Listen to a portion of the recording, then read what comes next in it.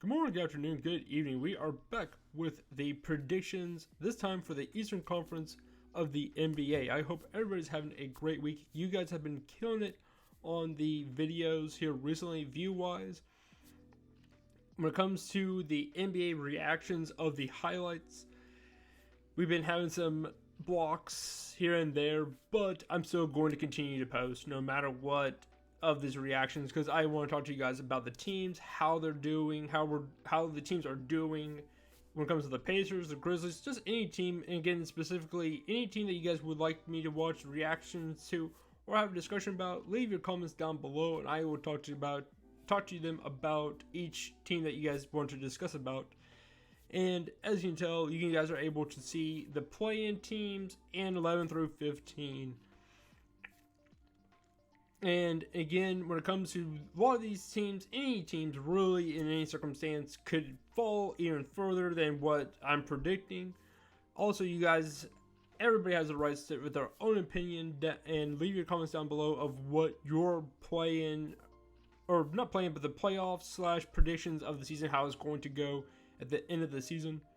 As you can tell, mine is a little bit more different. The East is a lot better than what people are making it out to be. It's not by golly the Western Conference. The Western Conference is stacked, but the East is getting quite a bit better since LeBron has left. It's got a lot better since then.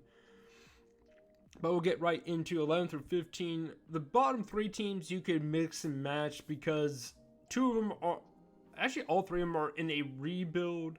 One, and that being the Cleveland Cavaliers, are in a weird predicament because they still have Kevin Love and Ricky Rubio, who are older gentlemen that are on the team still. They went got Lloyd Marketing, a young kid that still is unproven, that I hope that he's able to turn his career around.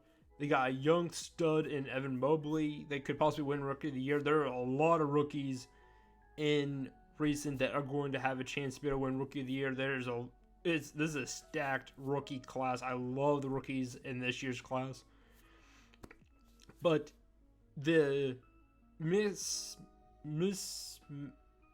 the matching of the guards and centers is a very weird predicament for the Cleveland Cavaliers. They got 7-footers and they got smaller guards. And so I don't know exactly what their outcome they're predicting to end up doing, so that they don't really have that wing that is going to help them get to the next spot. And they're going to be one of the worst teams in that I don't trust Dan Gilbert, the owner, at all. He kind of threw LeBron under the bus, kept being on the cheaper side when it came to that KayFray situation. It was just a very weird predicament, and they're one of the worst teams in that circumstance. Detroit Pistons, young squad. They're still missing Cade Cunningham. He's been out during the last week. Actually, pretty much all of the preseason, and now he's missing in the regular season. I don't know exactly what's going on with Cade. I hope he gets to be feeling better so they can start to mesh together. Again, another young squad. Their leader, really, in Jeremy Grant, is only 26 years old. I would have liked to see them get a contract extension for Jeremy Grant for 3 more years, $60 more million, $20 million a year, just like his current contract, because they're not spending any money on any of the players as of now, because they're all on rookie contracts. So that way, come year 4, after his contract is done, they could then find out who's meshing well together, try to find out the right circumstance when it comes to the team as far as who's going to make the final roster to get them solidified into not only the playoffs, but to contend for a title. But I don't blame them at the same time, because they are going towards even a younger roster, even though he's only 26 years old. But they are still it's going to take them a minute to get going. And so they are going to be one of the worst teams. Next up is the Orlando Magic. I've been talking about I'm going to turn myself down just a tad bit. I know I'm talking quite loud. There we go. When it comes to the Orlando Magic, I have talked about the Orlando Magic for quite some time. I absolutely love the Magic. Love Jonathan Isaac, but they're still missing Jonathan Isaac, Markelle Fultz, but they still got Jalen Suggs, Cole Anthony, Wendell Carter Jr., Mo Bamba, Terrence Ross. They got a great squad, but they're just not winning games right now. And until Jonathan Isaac comes back and Markelle Fultz, I just don't see them being a playing tournament team as of now. In which I hope Jonathan Isaac gets a chance to play this year, because I love the kid to death. He's a great defending 6'11" forward / center, and I hope he gets it feeling better. Next up, the 12th spot, we got the Indiana Pacers. I grew up with Indiana. We're just not closing out games. We've lost back-to-back games by 1 point. We lost to this Wizards, and then we lost to the Hornets that are above us. We got a great young rookie in Chris Duarte, who has started both games. We had a 40-point game from Miles Turner. The game before that, Duarte went for 27 points, making 6 3-pointers. Our bench is just not clicking as of now. Our stars are doing a great job. It's just we're still missing TJ Warren and Karis LeVert. Karis LeVert, they're talking around the 5th game, maybe a little bit later, that he might be back, but we're still going to be missing him for 4 games.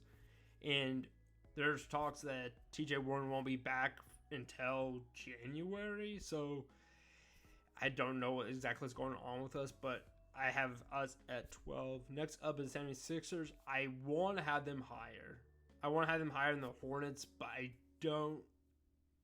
I'm not certain of the circumstances going on with Ben Simmons, how that's going to impact the team as a whole. He is out indefinitely. That I just don't see them in the play-in with how all these other teams are meshing so well with one another. By golly, they had a close matchup against the Nets, and then they won their first game against the Pelicans, won by 30 points. But until we find out what exactly goes on with Ben Simmons, I just see these other teams doing just incrementally better in some circumstances as a team. I like the Ben Simmons, Tobias Harris, Seth Curry, Korkmaz, Tyrese Maxey, Thibault. You guys got a great roster. Drummond as a 6th man. And again, all my videos I've done on Team Rebuild, he was the 6th man of the year every single time. Great pickup by you guys. But I just don't see the 76ers any higher because of the other teams and that how they're going to mesh well with one another. Next up is the Charlotte Hornets. LaMelo Ball is looking like a stud. 30 points. They won again. Yeah, against the Cleveland Cavaliers. They blew them out. It wasn't even close. Kelly Oubre at 6th man of the year. I am predicting that right now, and I'm going to write this down so that way I can actually talk about the war predictions. Kelly Oubre is looking really good, and especially having him as 6th man is ridiculous. Terry Rozier's back.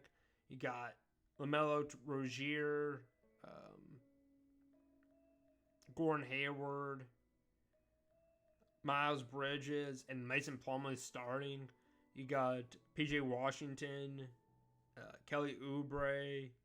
They didn't even start, or they didn't even play any of James Bouknight, which is kind of surprising. But with the meshing of the Hornets, they're looking really good. And if Gordon Hayward can stay healthy the whole year, they're easily a play-in tournament. If not, even a playoff team, like the 8th seed or 7th seed. Hell, maybe even a 6th seed if they're able to keep a healthy Gordon Hayward. But the insurance that they got with Kelly Oubre is quite handy for the Charlotte Hornets. Next up is the Miami Heat. I almost had them at 11th seed and then had the 76ers in the play-in. But Jimmy Butler's Jimmy Butler, and he's going to do Jimmy Butler things and be an absolute savage, just downright cold-hearted mentality. You got Tyler Hero, who went last night, was 1 of 9 shooting and ended up being, I think, 11 of 19 or something. Like, he was absolutely just 11 of 18. I can't remember what the final was, but he went off for 27 points. You got Duncan Robinson. I keep mixing it up with David Robinson and Tim Duncan, but it's Duncan Robinson. Kyle Lowry, I like that addition of Kyle Lowry being on that team. Bam Adebayo is still a great, solid center for them. The PJ Tucker pickup was awesome. I love that move for the Miami Heat, getting him. Yeah, this is a really solid, great group going into the season. And again, I see them as the 9th seed as of now. Next up is the 5 through 8. And the Washington Wizards at the 8th seed. The trade for Westbrook, I think, was more of a win for the Washington Wizards because they got so much from that trade. They got the Lakers pick, which was the what was that, like the 17th pick, which they went in and got Corey Kispert, which was an awesome pickup. And then they had their own pick. No. The Washington Wizards ended up... No? Yeah. The Washington Wizards ended up with the Corey Kispert pick. And then the Lakers had to trade their pick to Washington with that Westbrook trade, in which they traded that pick to us, the Indiana Pacers, so we could get Isaiah Jackson. I hope we start playing him. He's a stud, rebounding forward that I absolutely love. But Washington, I like that move. They went and got that Austin Livers. They went and got Kyle Kuzma, Caldwell Pope. Montrezl Harrell's looking absolutely phenomenal. They went and traded for Spencer Dinwiddie in that signing trade. You guys were missing Bradley Beal, Rui Hachimura, Thomas Bryant, and you guys still beat the Indiana Pacers. Not soundly because it was a really close game, but the Washington Wizards are looking really good. Still questioning Kyle Kuzma, in which everybody and their mother are questioning him, but it's still a great group, and it's only going to get better. You guys still have Denny coming off the bench. Aaron Holiday still is Aaron Holiday. I like him a lot, former Indiana Pacer. And so I see the Washington Wizards with the veterans that you guys got with that Westbrook trade, along with some youth in their mix with the Rui Hachimura and Denny, that I could see you guys being in the 8th seed. Next up is the Toronto Raptors. I love the Scotty Barnes pick. I absolutely love it. He is looking phenomenal. Absolutely blew out the... let me go ahead and turn my volume down just a little bit more. I'm talking quite loud. That might be a little bit better. Might turn myself up just a tad bit more. There we go. Sorry about that. The Toronto Raptors, oh my word, you guys blew out the Boston Celtics. OG Anunoby, Fred VanVleet, Scotty Barnes, Chris Bozier had a pretty good game. Gary Trent Jr. I love this team a lot. And you guys are still missing Pascal Siakam. He's been out these past 2 games. You guys have to leave a comment down below if you're a Toronto Raptors fan. Is he just hurt or is there something else going on with him? I hope everything's okay with him. But I like them just a slight more when it comes to the defensive side of Fred VanVleet. And then you got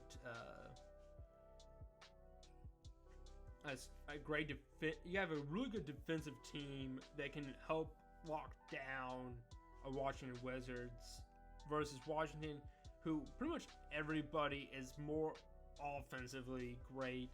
But I like Toronto with that Scotty Barnes pickup, and Toronto has always been a really good playoff team.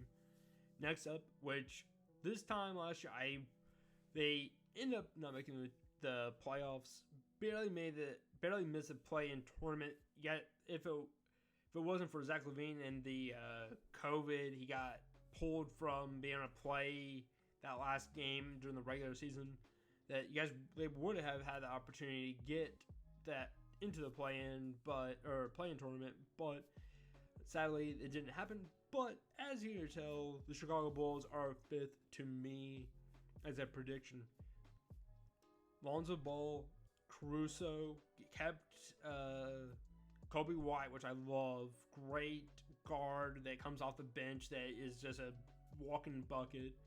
Patrick Williams, Vucevic, DeMar DeRozan. I think I said DeMar DeRozan, Caruso. I love this squad a lot. This is a do or die situation though when it comes to the Bulls.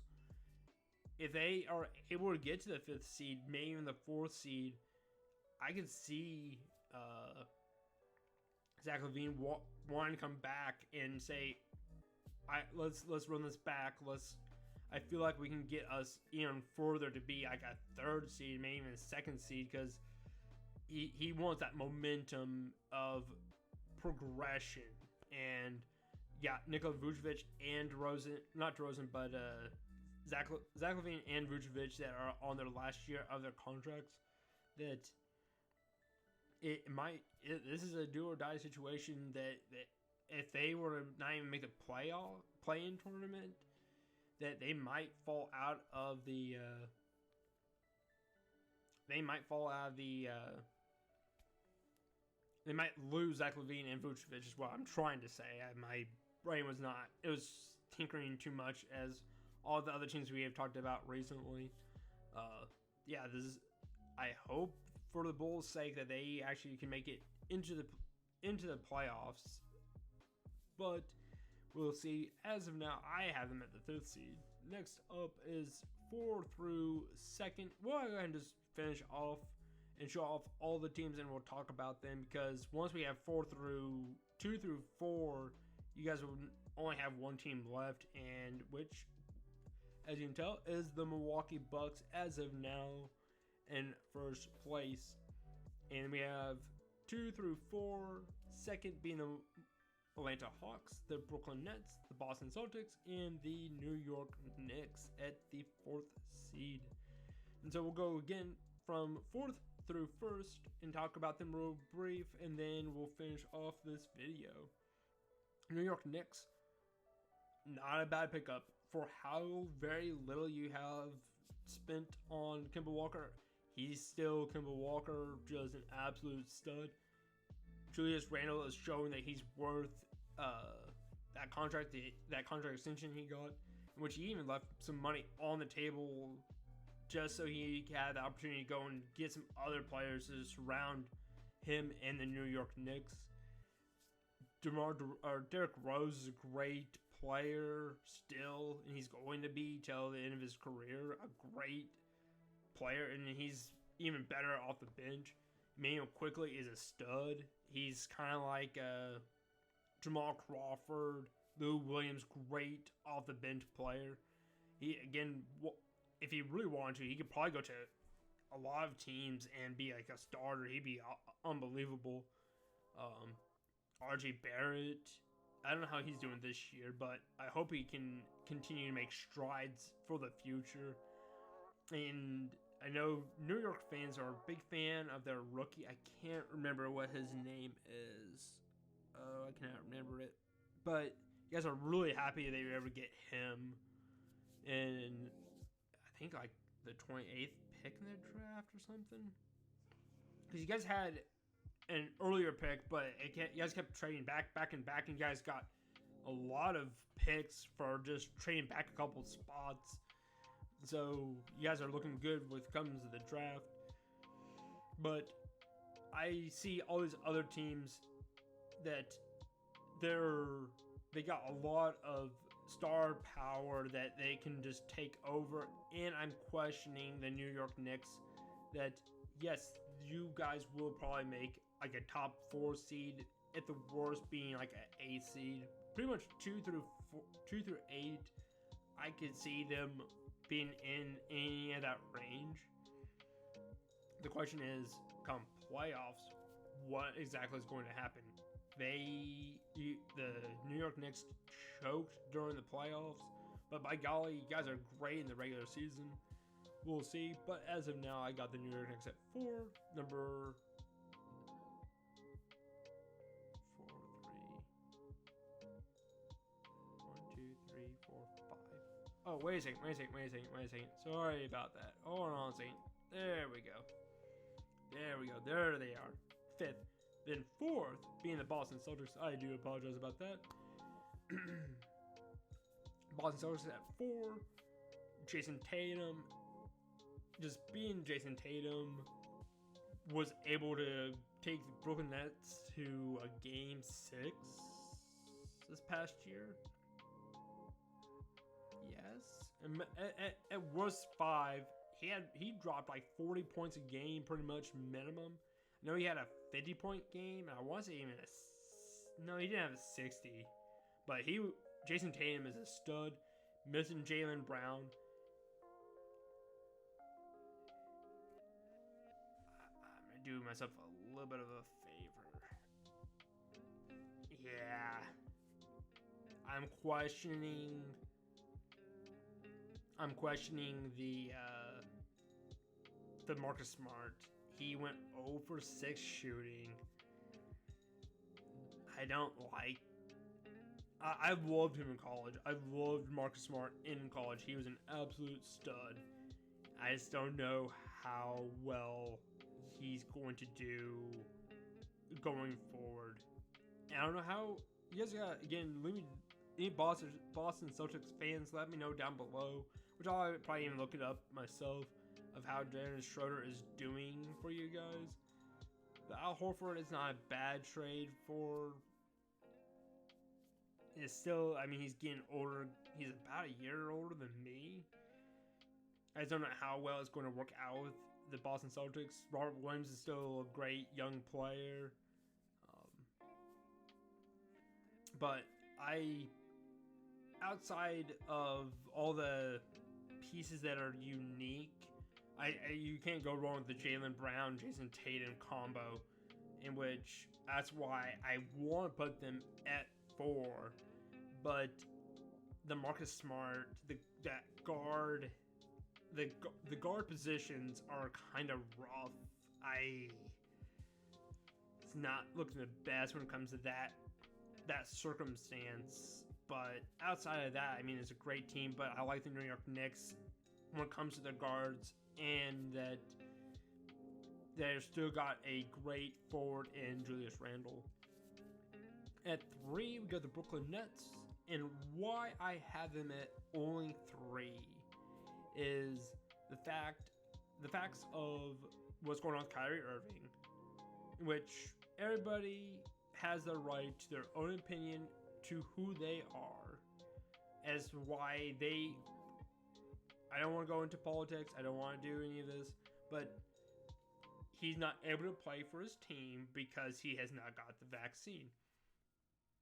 He has every right not to get the vaccine, and it's a weird predicament, but I'm not going to get into that.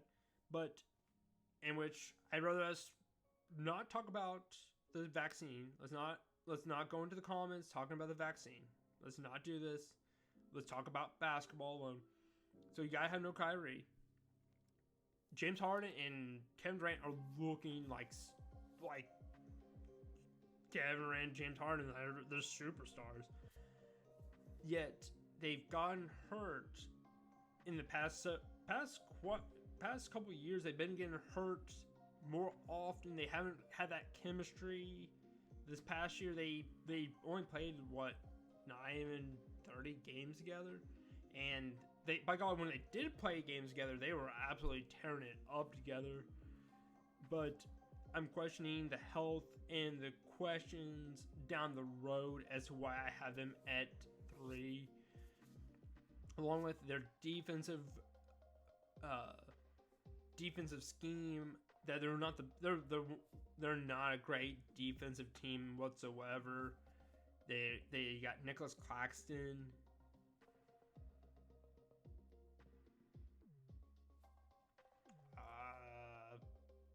They have Blake Griffin at center.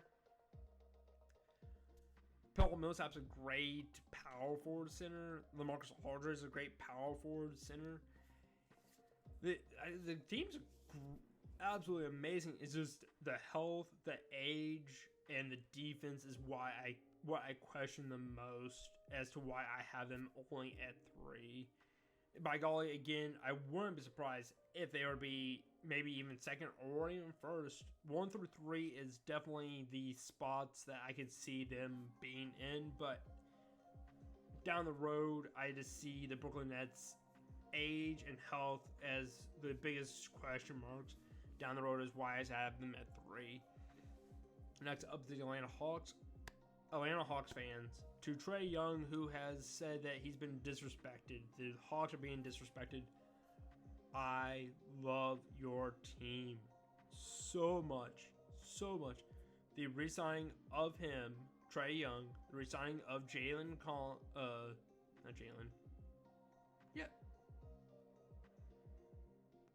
brain's not functioning. John Collins.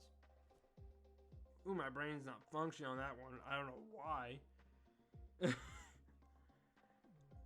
John Collins, Trae Young resigning.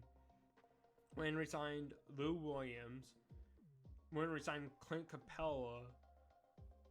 They got Bogdan Bogdanovic. Cam Reddish is finally starting to come into his own. Not Cam Reddish, but because I just talked about him. But DeAndre Hunter is a great offensive player.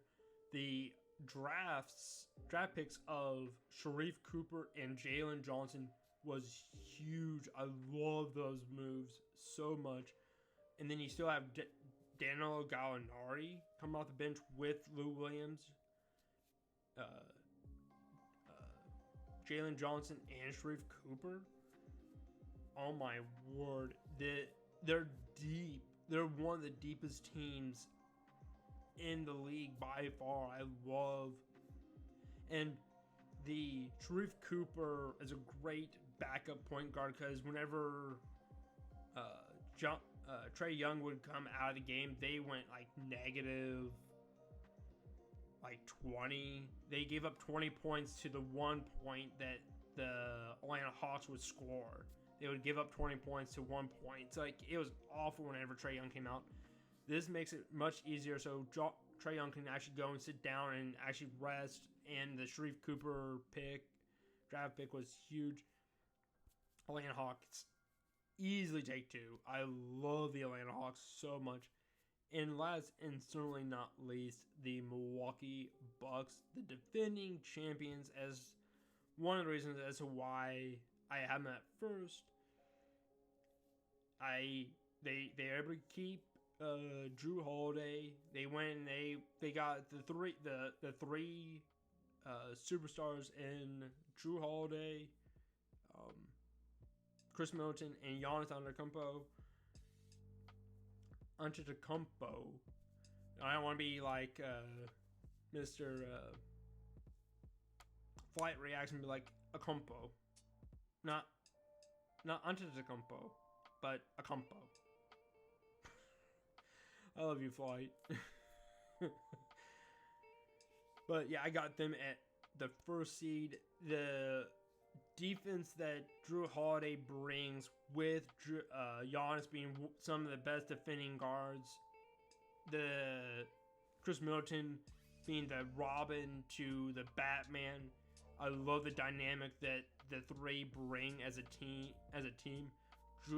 George Hill not having the best season so far, but there's still plenty of games for him to turn it around. I love George Hill, former PUI kid that came to the Indiana Pacers eventually after we traded away Kawhi Leonard for George Hill during that draft. I mean, we needed a guard, but the thing is Kawhi Leonard, and we had Paul George. That's a whole nother subject that one day I will be talking about.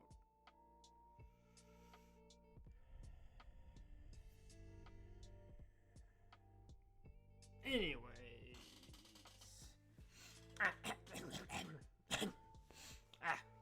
Yeah. Anyways, this is the 1 through 15 as a prediction for the final prediction, or not the final prediction, but the prediction as of now. I wish I had done this before the season started, because it did make an impact, the circumstance that as to why I have the Indiana Pacers at 12 instead of in the play-in tournament, which I initially did have, but nevertheless, here is my final predictions for the seedings of 1 through 15 by the end of the season. Like I said, leave a comment down below of your predictions. This is my prediction as it stands. At noon, there will be the My Career video going against the Chicago Bulls, and this video will be at 4 p.m. I plan to go ahead and do another My Career video for Sunday, try to get back into a flow. I do have to work next Thursday for another mandatory day, so I will try to go and get some kind of routine back into it. But you guys are still killing the views, the likes, not so much of the comments. I would much appreciate it if you guys could just leave some comments down below. Like and subscribe. Please, I'm begging you. Please, please, please. Like and subscribe. And comment. Just leave a comment down below. Just let me know what your guys' thoughts on the final predictions and what your final predictions are. Talk to you guys later.